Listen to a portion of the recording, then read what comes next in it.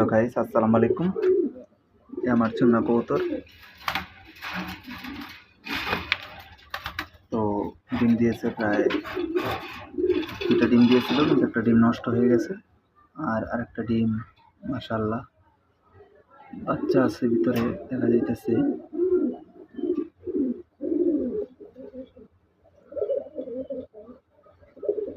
ও বাচ্চাটা ফুটবে এখন, দেখেন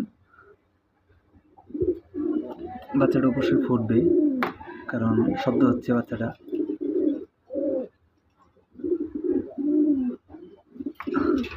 এটা নষ্ট হয়ে গেছে ডিমটা, দেখেন।